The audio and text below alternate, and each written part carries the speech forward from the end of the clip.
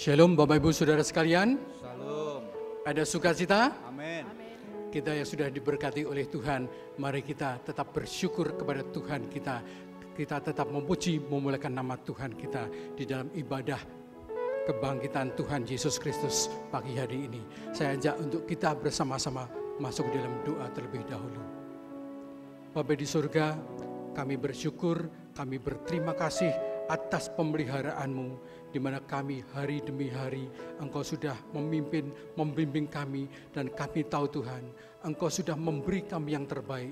Maka dari itu Tuhan, kami pun ingin memberikan hidup kami, tubuh jiwa roh kami untuk kemuliaan nama-Mu. Dan bila kami boleh memberikan yang terbaik bagi Engkau, Engkau memberkati ibadah pagi ini Tuhan, dari awal sampai selesai nanti, sehingga kami semua yang melihat, kami semua yang mendengarkan diberkati oleh Tuhan.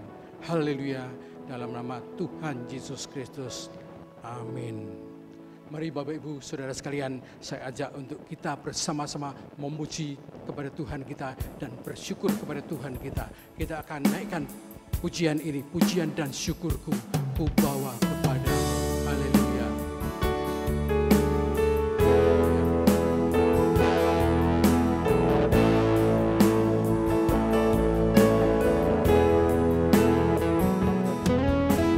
Pujian dan syukurku ku bawa padamu,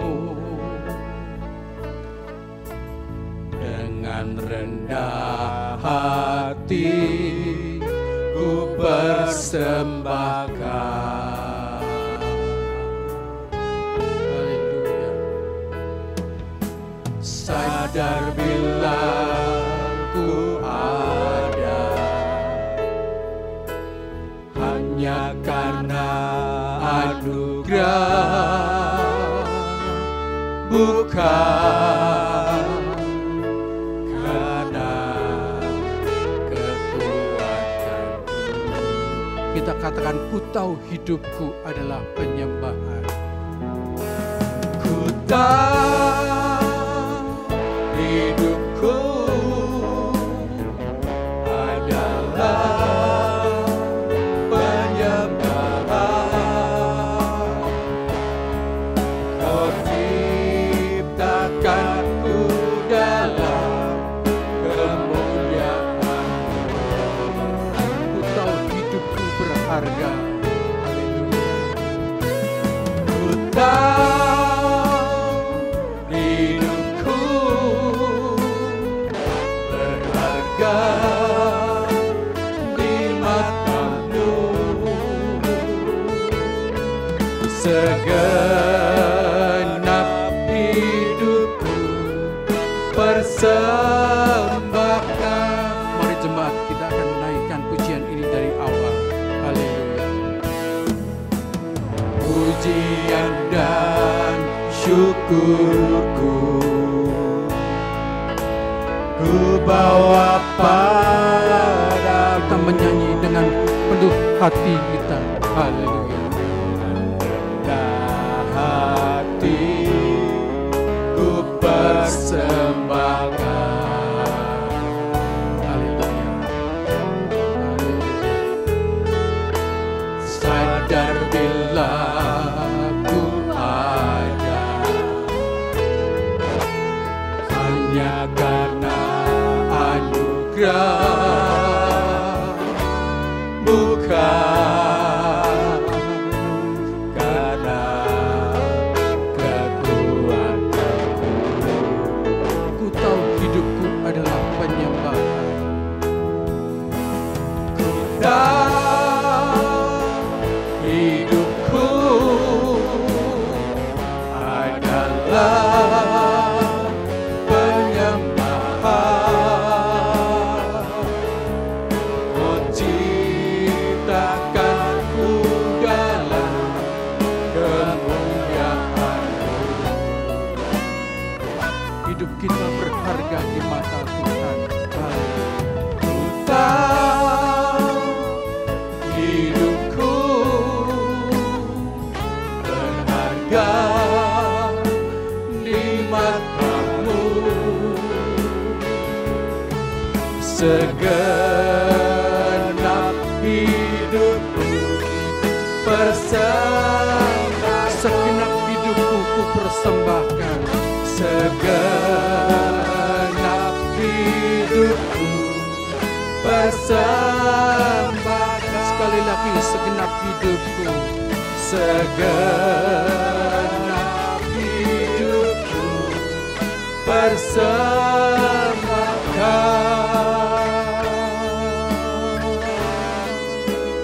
Dan bila Engkau memelihara hidup-hidup kami tahu Tuhan, Engkau sudah menyediakan kekekalan bagi kami.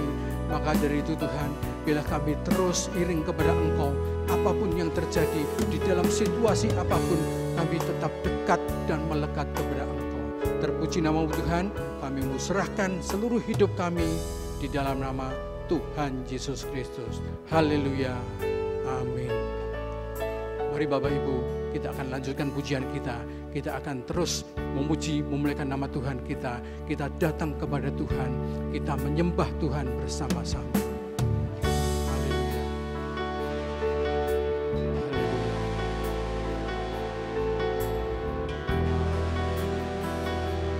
Bersama-sama kita akan naikkan pujian ini. Bapakku datang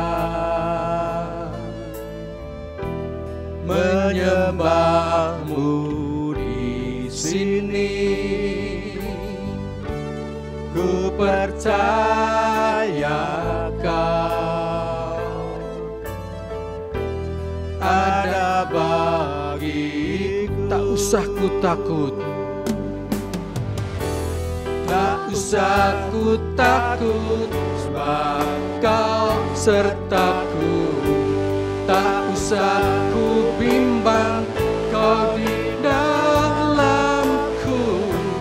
Tak usah ku cemas, Kau penghiburku. Saat ku lemah, Kau kuatku. Ku nyanyi haleluya, ku nyanyi haleluya.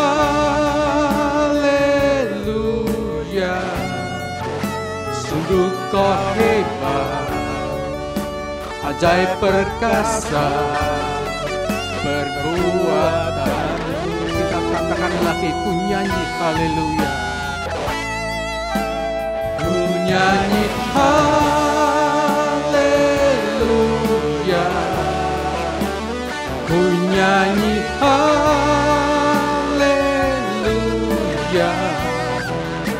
Sungguh Kau hebat, ajaib perkasa, perbuatan-Mu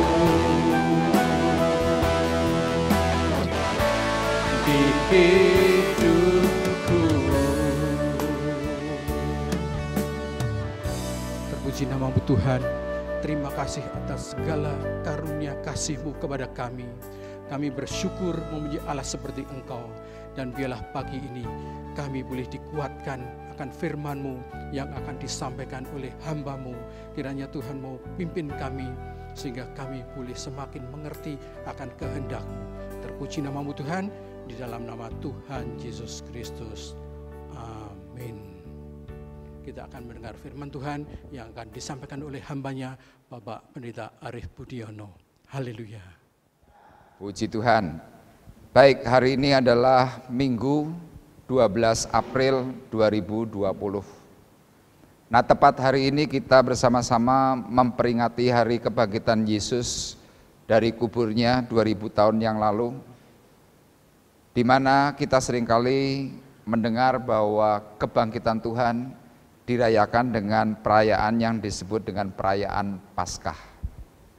Nah, Yesus Kristus Tuhan adalah satu pribadi yang saya katakan ajaib karena Dia adalah anak Allah.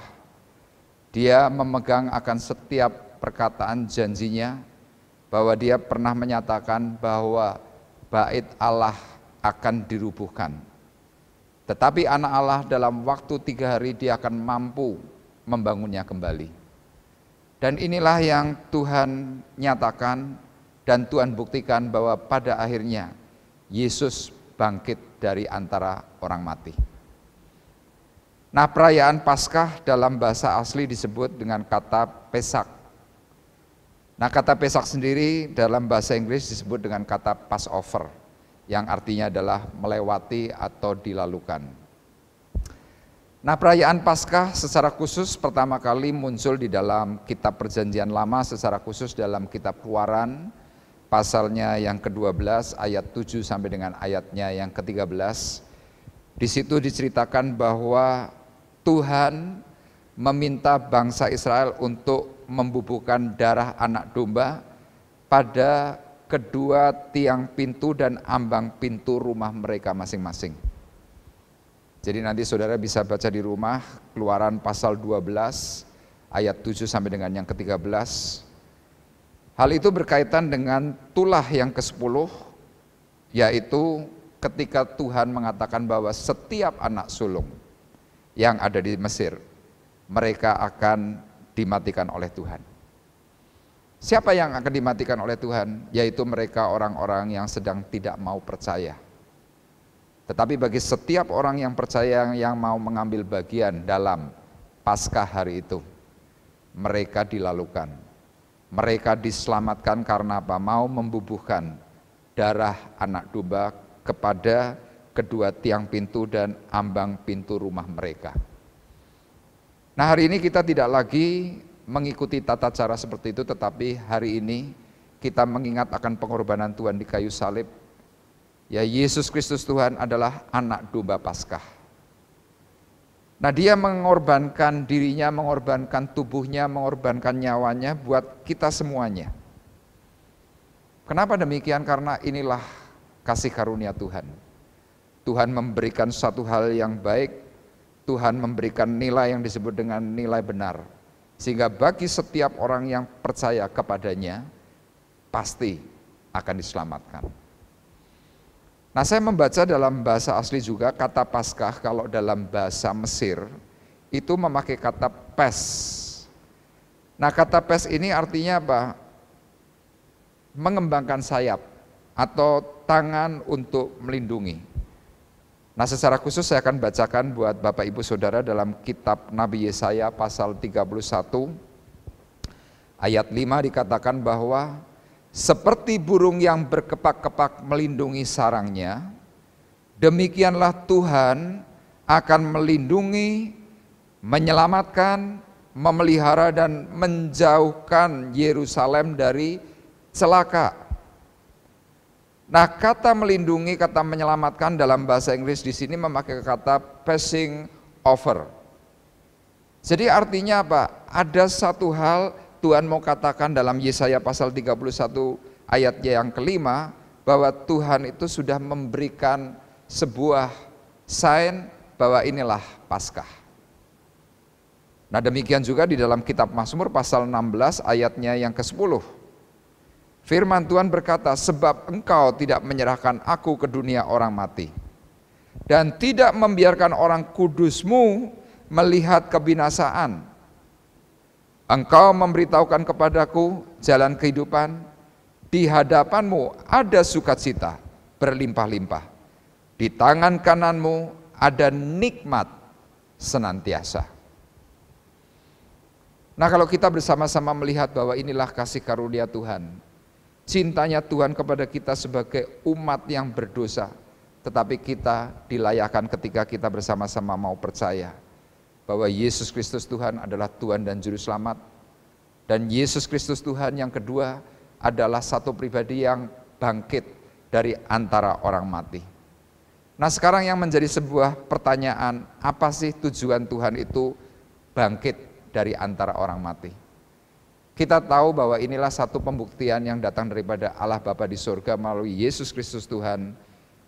Tuhan memberikan satu hal yang real, hal yang nyata tentang janji itu pasti terpenuhi. Nah, makanya hari ini saya memberikan satu tema dalam perayaan Paskah secara khusus Minggu 12 April 2020. Tema yang saya berikan pagi hari ini adalah kebangkitannya memberi kesempatan. Sekali lagi temanya adalah kebangkitannya memberi kesempatan. Nah, saya mengajak Bapak Ibu langsung saja di dalam surat 1 Korintus pasalnya yang ke-15 ayat 1 sampai dengan ke-11. Kita akan bersama-sama belajar eksposisi dari perkataan Rasul Paulus, seorang rasul yang dahulu adalah rasul yang pernah melakukan banyak kejahatan. Dia dahulu tidak mengenal Yesus Kristus Tuhan, tetapi dia berani berkata dalam surat ini, dan yang paling akhir dari semuanya, ia menampakkan diri juga kepadaku. Karena aku adalah yang paling hina dari semua rasul, sebab aku telah menganiaya jemaat Allah. Nah, kita akan belajar bersama-sama dari surat 1 Korintus pasal 15 ayat 1 sampai dengan yang ke-11. Judul perikop daripada ayat-ayat ini adalah kebangkitan Kristus. Nah, saya akan bacakan buat Bapak Ibu Saudara ayat 1 sampai dengan ayatnya yang keempat. Saudara perhatikan secara baik, dan Bapak Ibu yang ada di rumah bisa bersama saya membuka Alkitab Bapak Ibu masing-masing. Mungkin bisa juga dibuka dalam HP yang Bapak Ibu miliki, yaitu di situ ada aplikasi Alkitab. Sekali lagi dalam surat 1 Korintus pasal 15 ayat 1 sampai dengan yang keempat, firman Tuhan berkata demikian. Dan sekarang saudara-saudara, aku mau mengingatkan kamu kepada Injil yang aku beritakan kepadamu dan yang kamu terima, dan yang di dalamnya kamu teguh berdiri. Oleh Injil itu kamu diselamatkan, asal kamu teguh berpegang padanya. Seperti yang telah kuberitakan kepadamu, kecuali kalau kamu telah sia-sia saja menjadi percaya. Sebab yang sangat penting telah kusampaikan kepadamu, yaitu apa yang telah kuterima sendiri, ialah bahwa Kristus telah mati karena dosa-dosa kita sesuai dengan kitab suci. Bahwa ia telah dikuburkan dan bahwa ia telah dibangkitkan pada hari yang ketiga sesuai dengan kitab suci. Nah, saudara perhatikan perkataan Rasul Paulus. Di situ Rasul Paulus mencoba kembali mengingatkan kepada sidang jemaat di Korintus pada saat itu. Sama hari ini Rasul Paulus juga mencoba mengingatkan kepada kita semuanya. Dikatakan bahwa sekali lagi bahwa Injil itu kamu diselamatkan. Oleh Injil itu kamu diselamatkan, asal kamu teguh berpegang padanya. Kenapa Rasul Paulus mengatakan hal yang seperti ini? Karena Rasul Paulus tahu bahwa pada saat itu, mungkin termasuk kita, yang hari-hari ini sedang mengalami banyak persoalan, yang mengalami banyak pergumulan, banyak mengalami hal-hal yang mungkin hari ini kita berkata, wah, ternyata kok ikut Tuhan hanya cuma seperti ini, persoalan, pergumulan aku masih banyak alami. Nah, orang-orang di Korintus pun saat itu juga mengalami hal yang sama. Sehingga Paulus mengingatkan kepada sidang jemaat yang dilayani, ketika kita tetap teguh berpegang kepadanya, kepada Injil dan juga kepada Yesus Kristus Tuhan, maka ada hal yang Tuhan pasti lakukan, yaitu apa? Tuhan pasti memberikan yang namanya pertolongan. Nah, jadi ketika Rasul Paulus mencoba menuliskan surat ini kepada sidang jemaat, apa sih tujuannya? Tujuannya supaya mereka mengerti bahwa pengorbanan Tuhan Yesus di kayu salib menebus dosa dan pelanggaran setiap kita. Kemudian dia bangkit dari antara orang mati di hari yang ketiga. Di sini Tuhan mencoba untuk memberikan satu hal, kepastian bahwa ini loh, janji Tuhan itu pasti tergenapi. Makanya ketika kita bersama-sama merenungkan apa sih makna kebangkitannya, dia bangkit untuk apa? Saya mau katakan sekali lagi sesuai dengan tema yang saya berikan, dia bangkit untuk memberikan kesempatan kepada kita semuanya. Kesempatan kepada siapa? Kesempatan untuk apa? Yang pertama, kesempatan untuk kita yang sedang mengalami kebimbangan. Jadi kalau saudara mungkin hari ini merasa bimbang dengan janji-janji Tuhan, merasa bimbang dengan apa yang Tuhan pernah katakan. Melalui ayat 1 sampai dengan yang keempat inilah Yesus bangkit untuk mengingatkan kita semua yang sedang mengalami bimbang. Mungkin kau hari ini sedang ragu dengan keberadaan janji Tuhan. Engkau mungkin hari ini sedang merasa, loh aku ikut Tuhan, tapi gara-gara virus corona aku mengalami sesuatu yang tidak baik. Gara-gara virus corona pekerjaanku sepi. Gara-gara virus corona usahaku tidak bisa bergerak. Gara-gara virus corona aku harus diisolasi sekian lama. Aku bosan di rumah. Mana janji Tuhan? Seringkali kita mempertanyakan mana janji Tuhan. Tapi yakinlah bahwa beribu tahun Tuhan sudah pernah membuktikan bahwa janji itu pasti tergenapi. Nah sedemikian juga hari ini Rasul Paulus mengingatkan kepada kita semuanya, dia berbicara dalam surat 1 Korintus pasalnya yang ke-15. Yang awal inilah dia mengingatkan kepada kita, engkau yang hari ini bimbang. Paulus mencoba berkata kepada kita semuanya sekali lagi, sekarang saudara-saudara, aku mau mengingatkan kamu kepada Injil yang aku beritakan kepadamu dan yang kamu terima, dan yang di dalamnya kamu teguh berdiri. Oleh Injil, oleh berita kebenaran itu, kamu diselamatkan. Apa kunci keselamatan itu? Asal kamu teguh berpegang padanya. Jadi kalau kita mau memegang janji perkataan firman Tuhan, teguh berpegang kepada apa yang Tuhan janjikan. Saya yakin pasti pertolongan keselamatan itu akan Tuhan nyatakan dengan cara yang ajaib. Kita mungkin akan selalu bertanya, caranya bagaimana? Tapi saya mau ingatkan, kita tidak perlu tahu bagaimana cara Tuhan, karena cara Tuhan itu bisa berbagai macam cara. Cara Tuhan itu adalah cara-cara yang ajaib. Kita sebagai manusia yang penuh dengan dosa, kita tidak akan pernah bisa memahami apa yang Tuhan sedang lakukan dan kerjakan. Tetapi satu pembuktian dalam ayatnya yang keempat. Secara manusia, manusia ketika mati tidak mungkin bisa bangkit, tidak mungkin bisa hidup lagi. Tetapi Rasul Paulus yang saat itu tidak melihat secara langsung akan penyaliban Yesus. Tetapi ketika Tuhan menjumpai dia, menjumpai Paulus, di situ Paulus bisa mengalami yang namanya iluminasi. Dan firman Tuhan di sini mengatakan bahwa ia telah dikuburkan dan bahwa ia telah dibangkitkan pada hari yang ketiga sesuai dengan kitab suci. Artinya, seperti tadi saya katakan, kita secara manusia mengatakan bangkit dari antara orang mati, dari semua orang mati itu nonsens. Tidak mungkin. Tapi firman Tuhan mencatat, tidak ada barang yang mustahil bagi setiap orang yang percaya. Kalau saudara hari ini mau percaya, saudara hari ini mau menerima apa yang dikatakan oleh setiap perkataan firman Tuhan, yakinlah bahwa Tuhan mampu menyelesaikan setiap masalahmu, masalah saya, masalah saudara, masalah bangsa ini, masalah corona yang mungkin hari ini menakutkan, itu bisa diselesaikan dengan cara Tuhan yang ajaib.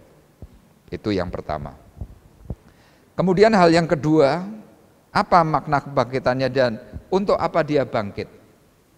Yang kedua, untuk memberi kesempatan kepada kita yang tidak setia. Sekali lagi, memberi kesempatan kepada kita yang tidak setia atau yang sedang tidak setia. Saudara perhatikan ayat 5 sampai dengan yang ke-7 dari surat 1 Korintus pasal 15. Firman Tuhan berkata bahwa ia telah menampakkan diri kepada Kefas dan kemudian kepada ke-12 muridnya. Sesudah itu ia menampakkan diri kepada lebih dari 500 saudara sekaligus. Kebanyakan dari mereka masih hidup sampai sekarang, tetapi beberapa di antaranya telah meninggal. Selanjutnya ia menampakkan diri kepada Yakobus, kemudian kepada semua rasul. Saudara perhatikan perkataan Rasul Paulus bahwa Yesus itu bangkit untuk kembali menyatakan hal yang kedua ini loh, kepada orang-orang yang sedang tidak setia. Hari itu firman Tuhan dikatakan oleh Rasul Paulus, Yesus menampakkan diri kepada Kefas atau Petrus, menampakkan diri kepada Thomas. Saudara perhatikan bahwa Petrus atau Kefas adalah pribadi yang pernah menyangkal. 3 kali Petrus menyangkal Yesus. Tetapi lihat, ketika Yesus bangkit dari antara orang mati, dia kembali menyatakan dirinya. Dia kembali mencari Petrus, orang yang sedang tidak setia, dalam tanda kutip hari itu sedang murtad. Menyatakan diri ketemu dengan Thomas yang saat itu kecewa, yang kemudian perkataannya perkataan ngawur. Yesus jumpai mereka semuanya. Untuk apa? Memberikan sebuah kesempatan kembali melayani Tuhan. Tuhan beberapa kali bertanya kepada Petrus, Simon Petrus, apakah engkau mengasihiku? Simon Petrus, apakah engkau mengasihiku? Simon Petrus, apakah engkau mengasihiku? Pada akhirnya Simon Petrus di situ menangis. Karena dia sadar, dia pernah meninggalkan Tuhan. Tetapi lihat saudara, perhatikan, kasih Tuhan adalah kasih yang ajaib. Kasih Tuhan adalah kasih yang mengampuni. Ketika hari itu Tuhan menyatakan diri kepada Petrus. Untuk apa? Untuk sekali lagi memberikan kesempatan bahwa engkau dilayakan oleh Tuhan. Sedemikian juga kita, mungkin hari ini kita sedang tidak setia di hadapan Tuhan. Kita mungkin sudah beberapa lama tidak lagi beribadah. Bahkan mungkin ada orang-orang tertentu mengatakan, wah kebenaran, gereja enggak ibadah, aku bisa santai-santai. Tetapi lihat, cinta kasih Tuhan yang ajaib, meskipun kita tidak bisa datang beribadah secara langsung, melalui media online, melalui streaming, melalui hal-hal yang hari ini kita mungkin bisa terima, melalui HP, melalui WhatsApp yang saudara hari ini miliki, Tuhan tetap datang mencari kita semuanya. Untuk apa? Mengingatkan bahwa ada satu kesempatan, bahwa aku bangkit dari antara orang mati, datang untuk mereka yang sedang tidak setia, datang untuk mereka yang hari ini sedang kecewa. Hari itu di dalam Injil Yohanes pasal 20 dikatakan, Thomas yang sedang tidak percaya diberi berita kebangkitan bahwa Yesus Tuhan bangkit. Tetapi sekali lagi Thomas berkatanya dengan sangat lantang, jelas dia berkata, sekali-kali aku tidak percaya sebelum aku mencucukkan tanganku, mencucukkan jariku ke dalam tanganku. Hari itu Tuhan memberikan satu pembuktian, cucukkanlah jarimu ke dalam tanganku. Di situ Thomas baru percaya. Untuk apa? Kembali Thomas diangkat, kembali Thomas diterima, diberi satu kesempatan, datanglah kepadaku. Sama hari ini dalam peristiwa mengingat kebangkitan Tuhan dari antara orang mati, Tuhan memberi kesempatan kepada kita semuanya, yang mungkin selama ini kita sudah mulai undur karena kecewa, karena benci, karena marah. Mungkin kita tidak lagi membaca firman Tuhan, mungkin kita hari ini sudah tidak lagi berdoa karena berbagai macam masalah. Tetapi ingatlah bahwa kebangkitan Tuhan hari ini mengingatkan kepada kita semuanya bahwa Tuhan cinta kepada umat yang dikasihinya. Itu hal yang kedua. Kemudian hal yang ketiga, apa makna kebangkitannya? Dia bangkit untuk apa? Yang ketiga, untuk memberi kesempatan kepada yang tidak benar.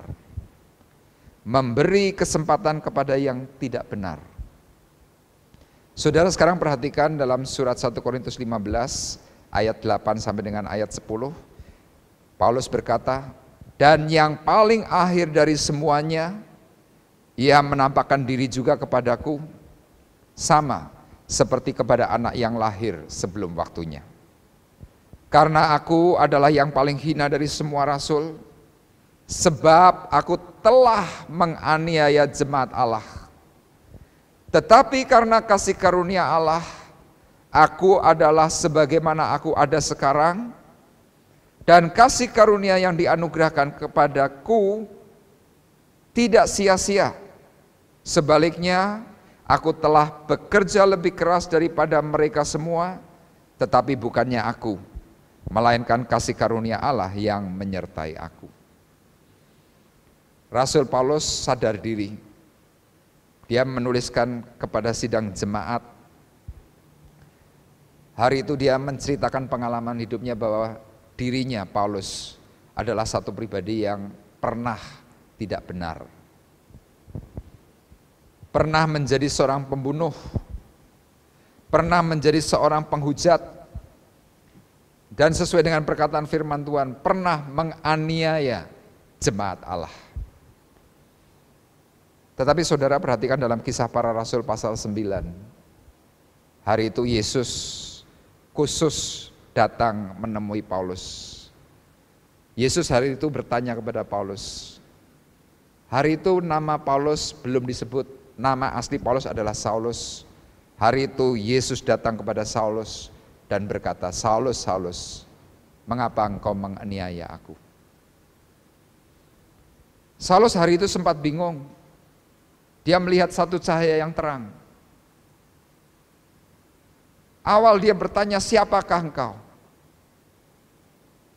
Tetapi pada waktu pertanyaan kedua, siapakah engkau, Tuhan? Disitulah Tuhan menyatakan diri kepada Saulus dengan berkata, akulah Yesus yang kau aniaya. Sejak hari itu, Saulus yang menjadi nama Paulus sadar.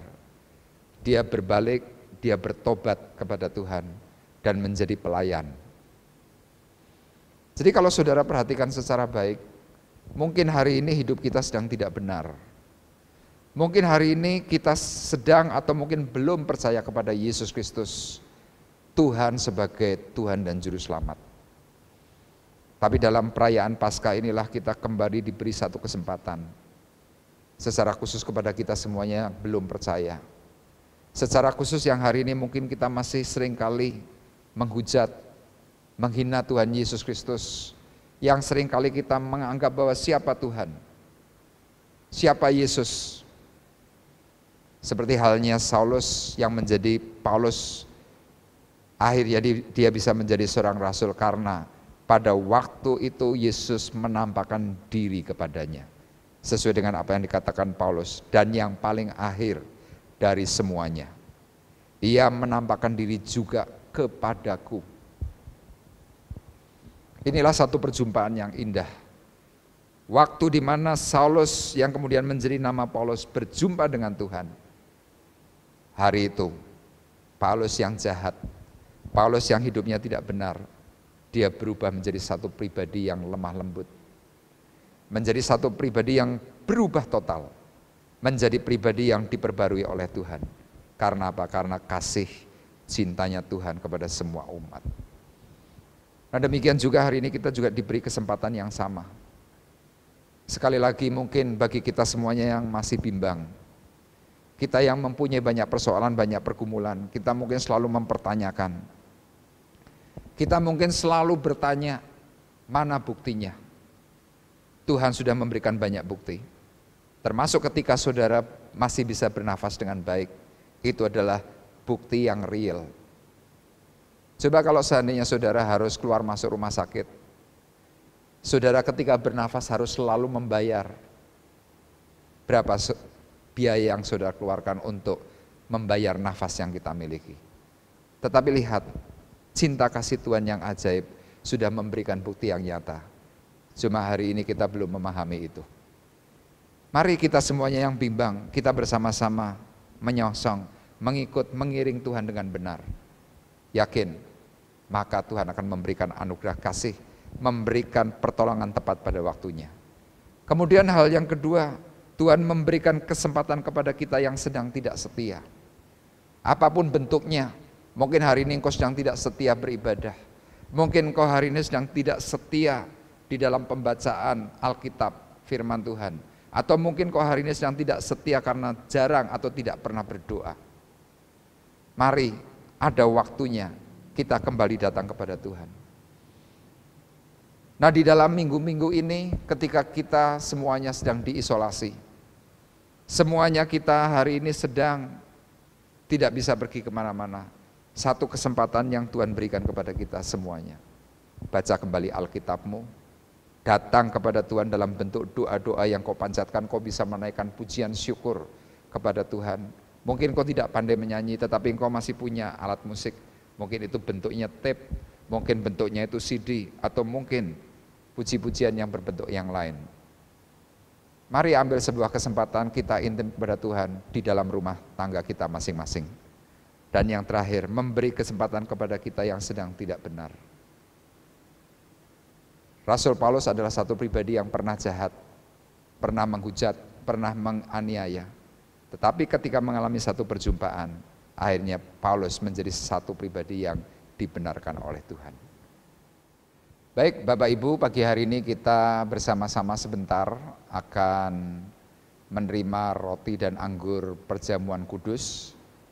Ya, dalam mengingat perayaan Paskah hari ini, kita akan mengambil roti dan anggur perjamuan yang sudah disediakan. Saya di sini sudah memegang anggur dan juga roti yang sudah tersedia. Kemudian Bapak Ibu yang ada di rumah bisa menyiapkan masing-masing untuk roti dan anggur yang sudah ada. Nah, kita akan bersama-sama mengambil bagian yang benar di hadapan Tuhan ketika kita memegang roti dan anggur. Biarlah ini menjadi satu ibadah yang sungguh-sungguh, ibadah yang sejati di hadapan Tuhan. Kita menyiapkan hati, menyiapkan pikiran bahwa Tuhan ada dan hadir di tengah-tengah kita. Nah, Bapak Ibu yang sudah mempersiapkan diri, yang sudah memegang roti dan anggur perjamuan, mari bersama-sama saya kembali. Kita akan berdoa, kita akan tundukkan kepala, tutup mata kita masing-masing. Kita fokus kepada Tuhan meskipun kita tidak di tempat yang sama. Saya ada di gereja, saudara ada di rumah. Tetapi sekali lagi yakin dan percayalah bahwa Tuhan ada di tengah-tengah kita semuanya. Kita akan berdoa terlebih dahulu. Bapa di surga, Bapa yang baik, pagi hari ini kami kembali datang kepada Tuhan. Kami bersehati sepikir meskipun tempat dan jarak yang membuat kami berpisah. Tetapi kami yakin percaya Tuhan, kuasa hadirat-Mu ada di tengah-tengah kami. Untuk itu Tuhan kami bersama-sama pagi hari ini memegang roti dan anggur perjamuan. Roti sebagai lambang tubuh-Mu. Tuhan, anggur sebagai lambang darah-Mu yang menyucikan akan setiap dosa dan pelanggaran kami semuanya. Untuk itulah Tuhan kami bersama-sama mengingat akan kebaikan Tuhan, pengorbanan Tuhan Yesus Kristus di kayu salib. Biarlah melalui apa yang kami lakukan pada pagi hari ini, Tuhan kami kembali diingatkan, Tuhan kembali kami mengambil bagian yang benar untuk supaya Tuhan kami juga menjadi pribadi yang semakin benar. Menjauhkan dari segala hal yang jahat, menjauhkan dari segala hal-hal yang berbuat dosa. Karena pada saat kami mengingat akan pengorbanan Tuhan di kayu salib, Tuhan kami boleh mengingat terus akan pengorbanan yang Tuhan sudah kerjakan. Pagi hari ini Tuhan kami bersama-sama menerima roti dan anggur di dalam nama Tuhan Yesus Kristus. Haleluya. Bapak Ibu sidang jemaat yang terkasih dalam Tuhan, mari kita bersama-sama memegang roti lebih tinggi dari kepala kita masing-masing. Dan saya akan bacakan perkataan firman Tuhan. Firman Tuhan saya ambil dalam surat 1 Korintus pasal 11. Sebab apa yang telah kuteruskan kepadamu, telah aku terima dari Tuhan. Yaitu bahwa Tuhan Yesus pada malam waktu ia diserahkan, ia mengambil roti. Dan sesudah itu ia mengucap syukur atasnya. Ia memecah-mecahkannya dan berkata, inilah tubuhku yang diserahkan bagi kamu. Perbuatlah ini menjadi peringatan akan aku.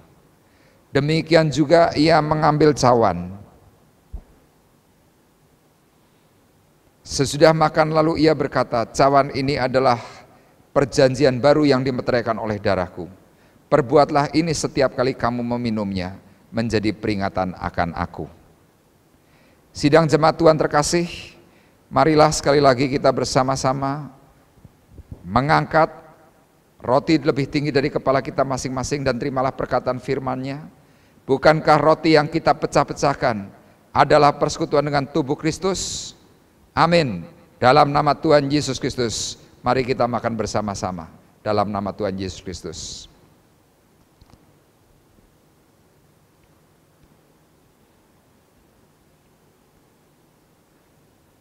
Haleluya. Terima kasih Tuhan untuk berkat anugerah kasih-Mu yang melimpah.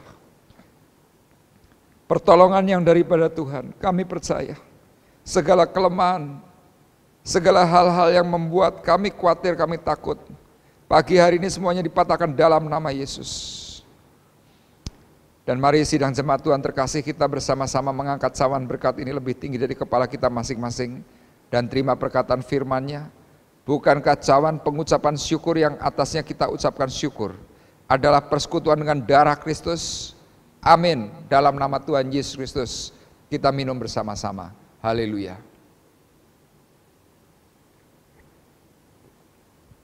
Haleluya. Terima kasih Bapa di surga. Kami tahu Tuhan Kau hadir di tengah-tengah kami, memberkati dan menolong kami semuanya. Untuk itulah Tuhan, hamba-Mu berdoa secara khusus untuk sidang jemaat-Mu yang sudah mengambil bagian mengingat akan pengorbanan Tuhan di kayu salib. Dengan mereka memakan roti perjamuan, mengambil Tuhan cawan perjamuan. Biarlah setiap kesusahan, setiap pelanggaran, setiap kelemahan, bahkan setiap sakit penyakit, Tuhan kembali Engkau patahkan dalam nama Tuhan Yesus Kristus. Kami berkata terima kasih Tuhan untuk anugerah kasih setia-Mu pada pagi hari ini. Terima kasih Bapa di surga. Pagi hari ini kami sudah berdoa dan mengucapkan syukur kami. Dan kita semua yang diberkati oleh Tuhan bersama-sama berkata, amin. Puji Tuhan. Baik, pagi hari ini sebentar kita akan berpisah dan saya mengundang Bapak Ibu yang sedang menikmati akan video streaming atau video online ini. Saya mengundang Bapak Ibu untuk bersama-sama bangkit berdiri. Kita akan kembali berdoa untuk menerima doa berkat yang daripada Tuhan. Bapa di surga, Bapa yang baik, terima kasih untuk berkat anugerah kasih Bapa di surga untuk pagi hari ini. Kami sudah mengingat Tuhan akan kebangkitan-Mu. Kami merayakan Paskah pada pagi hari ini. Kami bersyukur untuk setiap apa yang Tuhan sudah nyatakan. Untuk setiap perkataan firman yang sudah mengingatkan. Untuk itulah Tuhan sebentar kami akan bersama-sama Tuhan berpisah. Sebelum kami berpisah kami mohon berkat. Kami mohon anugerah, kami mohon pertolongan yang daripada Tuhan. Karena kami tahu Tuhan pertolongan kami hanya ada di dalam nama Yesus Kristus Tuhan. Untuk itu sidang jemaat Tuhan yang terkasih, marilah kita bersama-sama mengangkat hati, mengangkat tangan kita di hadapan Tuhan. Bersama-sama kita menerima berkat damai sejahtera Allah Bapa di surga. Menerima kasih karunia Tuhan Yesus Kristus di dalam persekutuan Roh Kudus.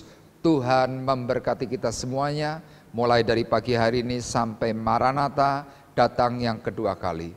Dalam berkat nama Tuhan Yesus Kristus, kami sudah berdoa dan mengucapkan syukur kami. Dan kita semua yang diberkati oleh Tuhan bersama-sama berkata, amin. Tuhan memberkati kita semuanya. Kita akan berjumpa dalam minggu-minggu yang mendatang dalam video yang sama. Dalam nama Tuhan Yesus Kristus, haleluya, amin. Oh Yesus, Yesus, Kau segalanya bagiku.